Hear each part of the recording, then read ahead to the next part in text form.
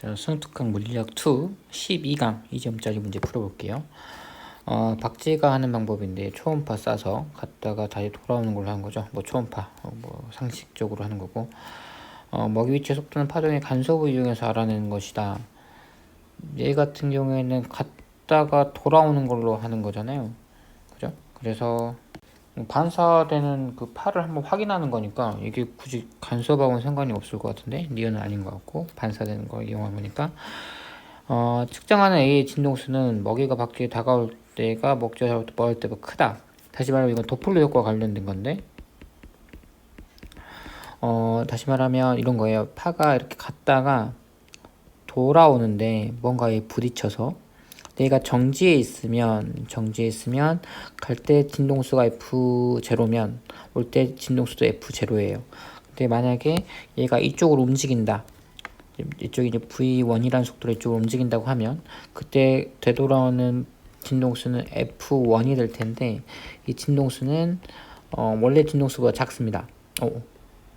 이게 아닌데? 도플러 효과에 의해서 이렇게 되고요. 그러면 그 다음 거 만약에 얘가 만약에 이쪽으로 다가온다. 이제 V2의 속도로 다가온다고 하면 그때 오는 진동수는 더 큽니다. 그래서 가까이 다가올수록 진동수가 크게 느껴지죠. 그래서 만약에 다가오면 더 멀을 때보다 진동수가 더 크게 느껴진다. 이것은 괜찮은 말. 이건 도플러 효과와 관련된 거예요. 2번 ABC에서 빛의 흡수 스펙트럼을 나타낸 거다. 보통 은하들은 다 도망가고 있죠. 도망가니까 다 어떻게 되냐면 도망가고 있으니까 그 적색 편의가 일어나죠. 적색 편의가 제일 잘 되는 게 다시 말해 빨간색 쪽을 많이 치우친 게 A, B, C 순서입니다. 그러다 보니까 빨리 도망갈수록 더 멀리 있는 거니까요. 가까운 순서로 고르고 있으니까 C, B 조금 그 다음 이렇게 되겠네요. 그래서 C, B 4번 되겠네요. 아니지. 이 순서라고 했잖아요. 그럼 CBA 순서죠. 말을 이상하게 했네. CBA.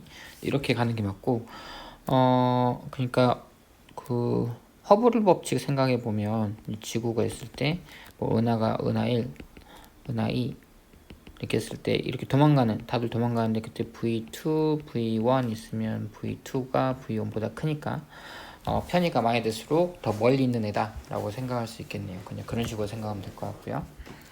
3번 F0의 경고음을 내면서 등속으로 다가가고 있는 모습을 나타낸 거다. 다가오고 있대요. 근데 소스가 다가오고 있는 거죠.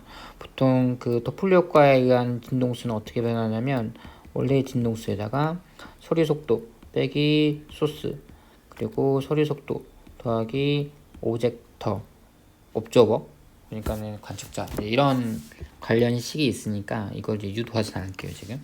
그래서 이거를 그대로 한번 대입을 한다 생각해 볼게요.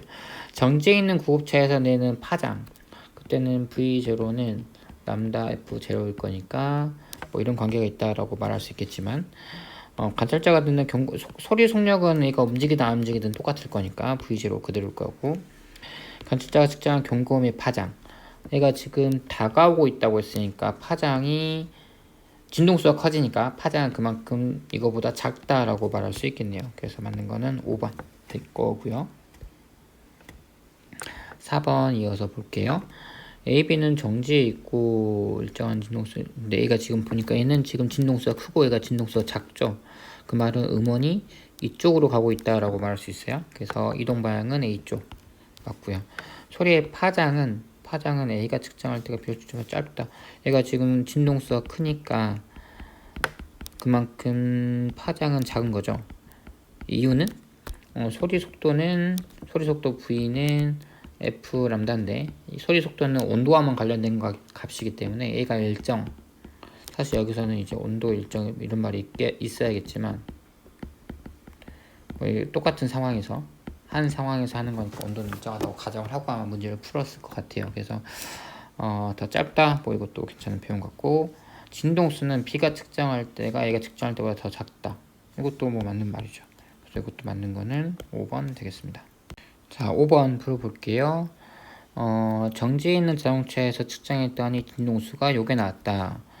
그러니까 17의 속도로 멀어진다라고 했을 때 진동수의 크기는 원래 진동수에다가 이건 소리 속도예요. 빼기 소스 그리고 V 더하기 V 옵저버 이런 관계인데 관찰자는 지금 정지했으니까 얘는 0 무시하시고 그리고 얘가 지금 도망가니까 이 값이 마이너스예요. 그러니까 이 식이 어떻게 바뀔 거냐면 원래 1071Hz 곱하기 소리 속도를 우리는 340으로 봤으니까 340 더하기 17분의 340 이렇게 되겠네요. 그럼 107을 곱하기 340에 17을 넣으면 357분의 340 이렇게 되겠죠? 얘가 잘 나눠 떨어질 것 같은데 37에 21, 355, 7 맞네요. 이렇게 하면 이게 3 나오네요. 그리고 해주면 9020인가요? 그래서 3번 이렇게 될 것 같고요. 6번 1000Hz인데 음원이 또 소스가 다가오고 있네요. 다가온 동안 A 파장과 진동수 파장은 짧아질 거고 진동수는 커지겠죠. 근데 지금 1000Hz니까 직접 계산 안 해도 되네요. 꼭 굳이 이거 필요는 없네. 10을 알려줄 필요는 없네. 근데 1000Hz면 1000Hz이면 일단 진동수는 1000Hz보다 크다. 그러니까 지금 2번 아니면 5번으로 가야 되고 진동수 구해볼까요?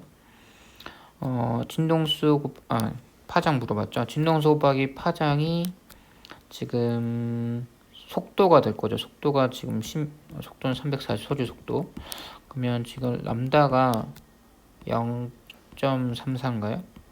미터. 그러니까 34cm인데 이거는 이제 안 움직였을 때, 음원이 안 움직였을 때지만 음원이 지금 가까이 다가오고 있으니까 파장은 더 짧아진다. 그러니까 2번으로 가야 맞겠죠.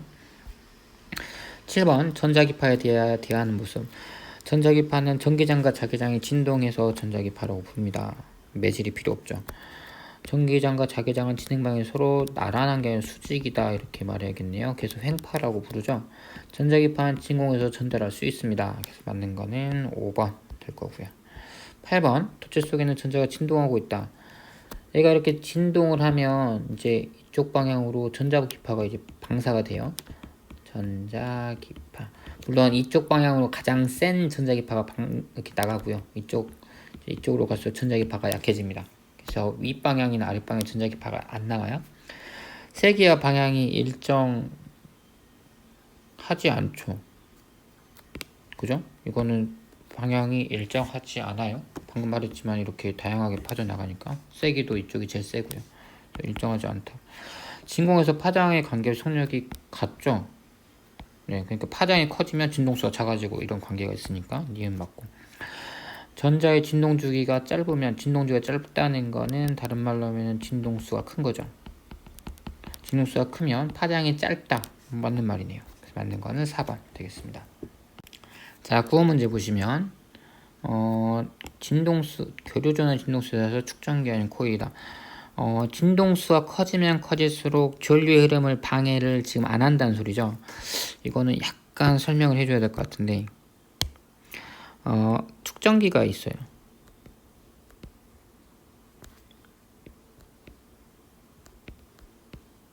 그 축전기가 건전지에 연결되어 있어요. 스위치가 있다고 해봅시다.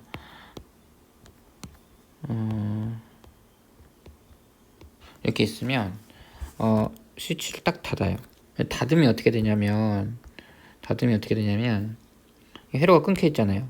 도중에 끊겨 있는 거예요. 그냥 실제로 이렇게 생겼어요. 그러면 당연히 전류가 안 흘러야 되지만 잠깐 흘러요. 왜 흐르냐면 딱 닫으면 이쪽이 플러스잖아요. 이쪽이 마이너스고 얘가 금속이에요. 그럼 뭘 많이 갖고 있냐면 자유전자를 많이 갖고 있습니다. 얘가 플러스니까 여기 있는 전자를 이렇게 끌고 와요. 그래서 이쪽에 갖다 붙여요. 왜냐면 마이너스는 또 밀어내니까. 그래서 이쪽이 플러스가 되고 여기가 마이너스가 돼요. 그래서 이쪽이 플러스가 되고 이쪽이 마이너스가 됩니다. 근데 이걸 무한정 계속 끌고 올 수는 없고 이쪽이 이제 플러스가 돼버리면 마이너스를 이렇게 끌고 가고 싶어도 여기 있는 금속에서 전자를 끌고 가고 싶어도 이제 이쪽이 플러스가 더 커지거나 이제 이거랑 같아져 버리면 더 이상 끌어갈 수 없겠죠. 그래서 좀 흐르다 맙니다. 그러니까 전류가 어떻게 되냐면 시간에 따라서 전류가 초반에 좀 흐르다가 말아요. 이렇게 돼요. 그럼 이거를 이제 다르게 표현하면 이런 거겠죠. 마치 시간에 따라서 처음에는 저항이 없는 것 같다가 점점 저항이 커지면서 나중에 전류를 안 흐르게 만들어요. 근데 이걸 또 전류를 계속 흐르게 하려면 어떤 방법이 있냐면 중간에 이거 건전지 방향을 슉 바꿔버려요. 그래서 건전지 방향을 갑자기 슉 이렇게 바꿔버리면 이번 이쪽이 플러스죠. 그러니까 이쪽에 있는 전자를 이렇게 다시 바꿉니다. 자, 그래서 어떤 경우가 생기냐면 얘는 스위치 닫는 이 초반에 전류가 잘 흐르잖아요.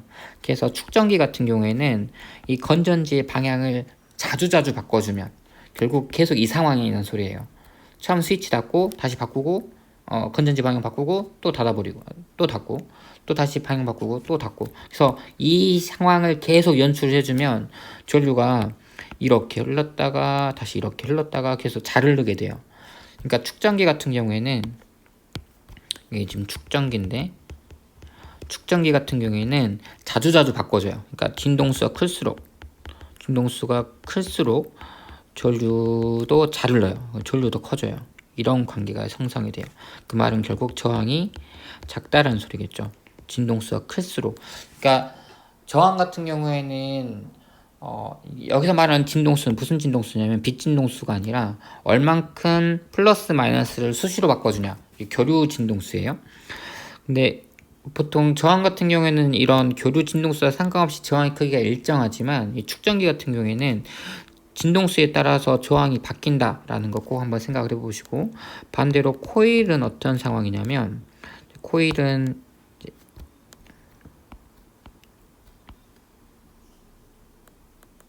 이렇게 돼 있어요.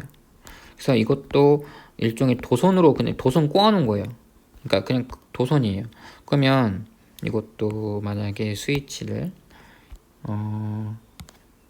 이렇게 스위치를 만들어 놓고 탁 닫으면 이게 도선이고 연결 뭐 끊어진 것도 없고 저항도 없으니까 엄청 잘 흐를 것 같잖아요. 근데 실제로 안 그렇습니다. 왜 그러면 스위치를 닫는 순간 이제 이게 플러스 극이니까 이렇게 전류가 흐르려고 하는데 얘가 뭘 만드냐면 지금 꽂여 있는데 이게 일종의 그 코일이잖아요. 그러니까 뭘 만드냐면 자기장을 만들어요. 그럼 자기장이 근데 전류가 흐르니까 자기장이 좀 더 세지는 거죠. 그럼 자기장이 세지면 뭐 하려면 코일 입장에서는 자기가 만든 자기장 때문에 자기가 영향을 받아요. 그러니까 왜냐면 자기 손속이 변했기 때문에. 그러니까 렌치의 법칙 생각하면 기전력이 마이너스 dt분의 d 자기 손속이잖아요. 마이너스 반대 방향으로 기전력을 만들어 버려서 오히려 전류가 흐르는 걸 방해합니다. 그래서 얘 같은 경우에는 오히려 초반에 시간에 따른 전류를 보면 전류 얘들 같은 경우에는 초반에 오히려 안 흐르고요, 나중에 잘 흘러요. 이런 경우입니다. 물론 이제 저항이 약간은 있다고 합시다. 그래야 어느 정도 전류가 무한히 안 커질 거니까. 그래서 이런 경우예요. 그래서 얘는 그래서 코일 같은 경우에는 초반에 오히려 전류가 안 흐르고요, 나중에 전류가 잘 흘러요.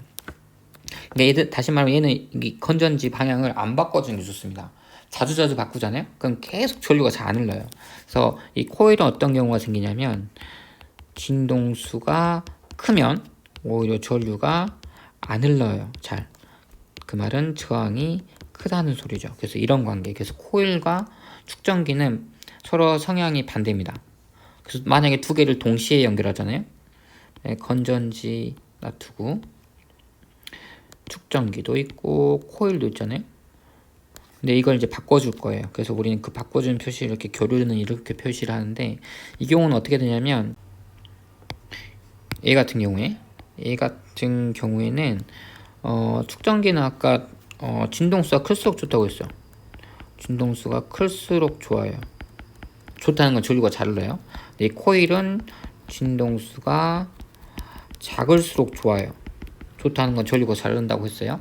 그러니까 두 개가 동시에 만났으니까 타협점을 찾아야죠. 그래서 너무 작아도 안 흐르고요, 너무 커도 안 흘러요. 그래서 이 경우는 어떻게 되냐면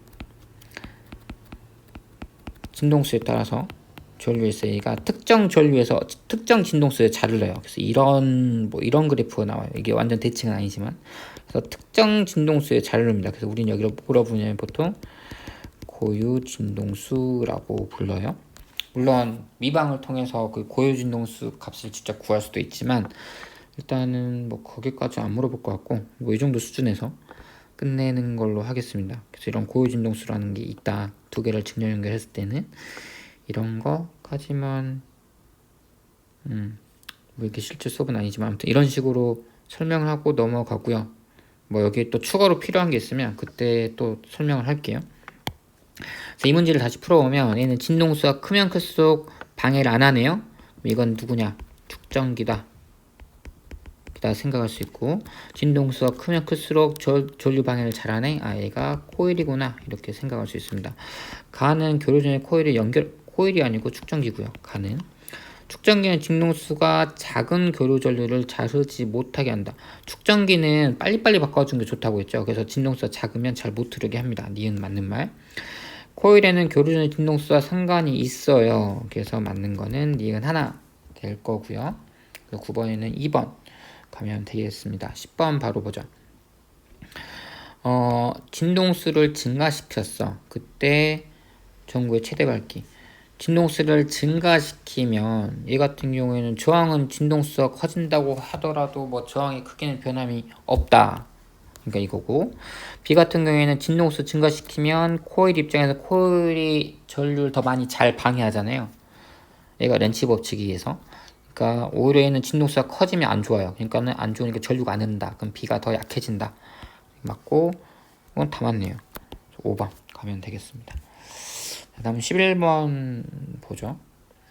교류전에 저항의 크기 코일 축전기 연결해서 뭐 회로 구성했다. R1, R2 저항값은 같다. 근데 굳이 따로 썼지?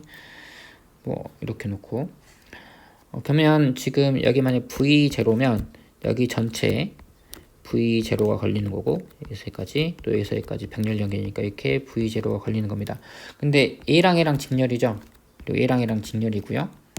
그러니까 어떻게 생각해 줘야 되냐면 얘가 만약 10V다. 얘가 2V 걸리면 여기 8V 걸리는 거고 만약에 3V 걸렸으면 여기는 뭐 7V 걸리는 거고 그런 식으로 생각을 해 주셔야 돼요. 자, 문제 읽어보겠습니다. 교류전원의 전압이 일정한 상태에서 진동수를 증가시켰다. 그럼 어떤 일이 벌어질까요? 어떤 일이 벌어질까요? 이거는 이제 해석을 되게 잘해야 돼요. 해석을. 설명을. 자, 어떻게 해야 되냐면 진동수를 증가시켜요. 근데 여기 전압은 똑같이 걸린다고 했어요. 여기 V0면 똑같이 V0만큼 걸려요. 자, 그런데 진동수를 증가시키면 코일 입장에서는 저항이 커지는 거죠. 진동수를 증가시켰으니까. 여기 전류가 감소해요. 그죠?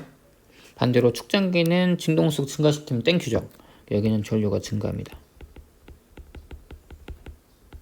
자, 그럼 무슨 일이 생기냐면 V는 IR, 이 식 아시죠? 오미 법칙. 그러면 얘에 걸리는 전압이 어떻게 될까요? 전류가 증가했으니까 V는 IR하면 여기 전압이 증가해요. 그럼 자연스레 여기 전압은 감소하겠죠. 그럼 여기는 전압 증가고요. 여기는 전류가 감소했으니까 여기 전압이 감소하고요. 그럼 여기 전압이 증가한다. 이렇게 해석해 줘야 돼요. 어떻게 방금 순서 잘 봤어요? 순서를? 일단 순서가 뭐냐면 전류가 증가한지 감소한지 확인하시고요.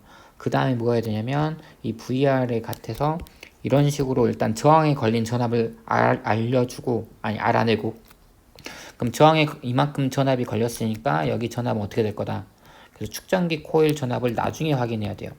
왜냐하면 축전기나 코일이나 얘도 저항의 역할을 하기 때문에 근데 얘들은 저항이라 안 부르고 뭐라 부르냐면 임피던스라는 값으로 부르거든요. 근데 이것처럼 V는 IR 관계가 아니에요. 다시 말하면 I가 크다고 해서 R이 커지지 않아요. 실제로 축전기 같은 경우에는 I가 커졌는데 오히려 전압은 감소했잖아요. 그래서 이 식은 말 그대로 저항에서 확인하는 식이고요. 임피던스 같은 경우에는 오히려 다른 식이 따로 있어요. 임피던스 XR 해서 이제 뭐 임피던스 구하는데 그래서 뭐 이런 것까지는 요구하지 않겠지만 그래서 항상 순서가 전류가 어떻게 되는지 확인하고 이 전류 가지고 저항에 걸린 전압을 먼저 확인하고요. 그걸 가지고 축전기나 코일에 걸린 전압을 그 다음에 확인해야 됩니다. 자, 고르세요. R1에 걸린 전압이 증가한다. R1에 걸린 거 증가한다라고 했고요. R2에 걸린 전류 세기가 감소한다. 오, 이것도 맞네요. R원과 R류에 뜨는 전류세가 같다면 축전기와 코일에 걸린 전압이 같다. 여기 만약에 두 개에 걸리는 전압이 같다면 무슨 일이 벌어지냐면 여기 전류가 만약에 I0, 여기 전류가 I0면 여기 걸리는 전압이 V는 IR이니까 I0 R1, 여기 걸리는 전압이 I0 R2죠. 근데 R1 R2가 같다고 했으니까 얘네 둘이 뭐 V0로 같을 거예요. 이거 V0 하면 되겠구나. 여기 이제 전체 V, 이게 만약에 10V예요 그러면 얘네 둘이 같으니까 여기 뭐 4V 걸렸어요. 4V. 여기가 얼마 걸릴 거냐면 6V 걸리겠죠. 왜냐면 이렇게 해서 총 10V 나와야 되니까 여기도 6V. 그래서 축전기와 코일에 걸린 전압은 같다. 이것까지 맞는 말 되겠습니다. 그래서 다 맞네요. 이것도 5번 될 거고요. 12강 라디오 방송 통신의 송수신이다. 송신하고자 하는 음성 신호를 전기 신호로 변환해서 보통 이때 이제 암호화한다고 하죠. 그리고 그걸 나중에 복호화합니다. 그러니까 암호를 풀어요. 그래서 이제 음성 신호로 변환합니다. 전기 신호를 전파에 첨가하는 과정, 뭐 암호화할 때 그런 거 쓰고요. 그리고 니은은 복조, 복호, 뭐 맞는 말. 안테나는 전파를 송신하고 수신하는 역할을 굳이 꼭 암호라고 안 하겠지, 변조라고 하겠네요. 암호는 실제로 남들이 수신을 못하게 이렇게 뭔가 걸어놓는 건데 라디오 방송은 주파수 때만 맞춰놓으면 누구나 할 수 있으니까. 안테나는 전파를 송신하고 수신하는 역할을 하죠. 이것도 사실 잘 살펴보면 이런 겁니다. 사람이 소리를 내요. 그러면은 뭐 진동수가 뭐 이런 뭐 사람 뭐 소리 맵시도 있으니까 뭐 이런 식으로 이제 나오겠죠. 근데 이 신호를 뭐랑 합치냐면 전기 신호랑 합쳐요. 그 일정한 진동수를 가지는. 그래서 뭐 이런 식으로 이런 진동수랑 이렇게 합쳐요.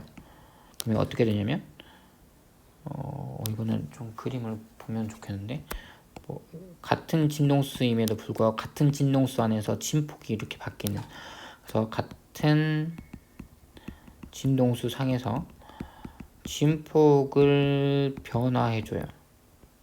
그러면 이게 무슨 식이냐면 같은 진동수인데 진폭을 변화한다. 그러면 모듈레이션 오브 진폭 앰플리튜드. 그래서 이거를 보통 우리가 뭐라 부르냐면 AM 방송, 라디오 AM 방송이라고 하고, 이번에는 진동수를 좀 달리합니다. 뭐 그러니까 약간 진폭은 같은데 이런 식으로 하다가 좀 어떻게 그려야 되지? 이렇게 하다가 다시 이렇게 하다가 뭐 이런 식으로 이렇게 진동수를 달리해 주는 거는 모듈레이션 오브 프리퀀시에서 이거를 이제 FM 방송이라고 하죠. 뭐 이런 전기 신호를 더하고 빼고 해서 이제 전달합니다. 여기 라디오 방송의 이제 기본 원리라고 할 수 있겠죠. 이 합치는 과정이 이 기억에서 일어나요. 암호화가 아니고 이제 변조라고 하는 게 더 옳은 표현일 것 같아요.